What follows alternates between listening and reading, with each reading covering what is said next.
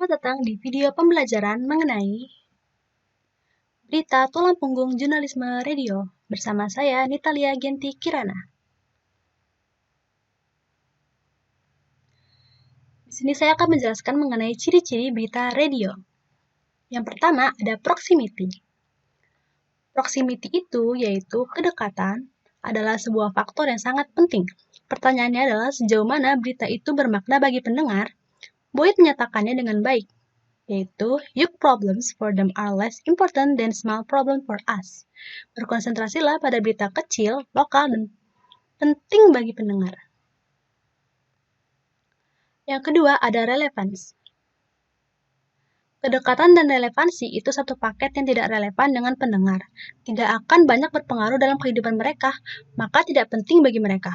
Berita semacam ini jarang sekali didengar, yaitu seperti kenaikan harga telur di sebuah kota kecil. Relevansinya lebih tinggi daripada kenaikan harga saham Microsoft dalam bursa saham internasional.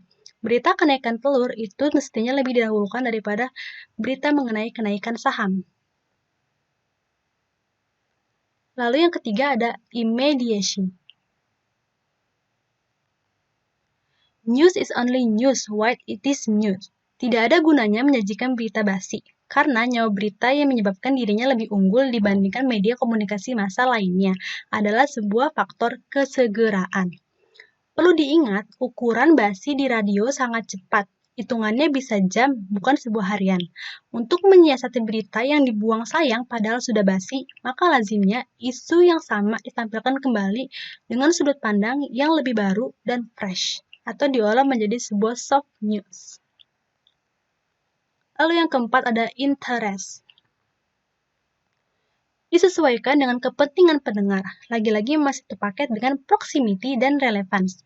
Jika pendengar merasa beritanya tidak penting bagi dirinya, dengan segera mereka akan berpindah saluran. Berita tidak pernah menyatakan dirinya penting atau tidak. Newscaster atau wartawan lainnya yang menjadikannya penting. Tapi satu hal yang selalu terjadi dimanapun, kapanpun, yaitu kata yang dianggap penting dan menarik minat khalayak adalah berita mengenai orang. Entah itu selebritas, tas pengusaha dan keluarganya, maupun mengenai elit-elit politik. Yang kelima ada drama. Berita yang mengandung unsur drama akan lebih disukai pendengar dibandingkan informasi yang datar-datar saja. Alasannya sederhana, yaitu seperti seru, kejar-kejaran mengenai geng motor, pemakaian seorang tokoh, upaya penyelamatan korban bencana alam, semua ini termasuk berita-berita yang berunsur dramatis. Karena berita-berita yang mengandung unsur drama itu sangat diminati oleh audiens ataupun masyarakat. Yang keenam ada entertainment. Unsur hubungan atau entertainment dalam dunia jurnalistik kerap disisihkan atau dibicarakan sembunyi-sembunyi karena dianggap mencemari sakralisme jurnalisme. Ini sebenarnya masalah bumbu saja, bukan mengubah isi secara substansi. Masalah performance atau presentasi berita, istilah canggihnya bagaimanapun harus kita ingat bahwa radio adalah media yang profesional. Jadi kreativitas penyaji berita untuk menampilkan kicker atau tailpiece sangat penting agar pendengar merasa dilibatkan secara personal pada pesan atau informasi yang disampaikan. Misalnya, berita mengenai kenaikan saham bisa diawali dengan seperti ini. Ini adalah berita yang bakal membuat para pemilik saham AT&T bahagia. Kenaikan saham mencetak rekor mereka.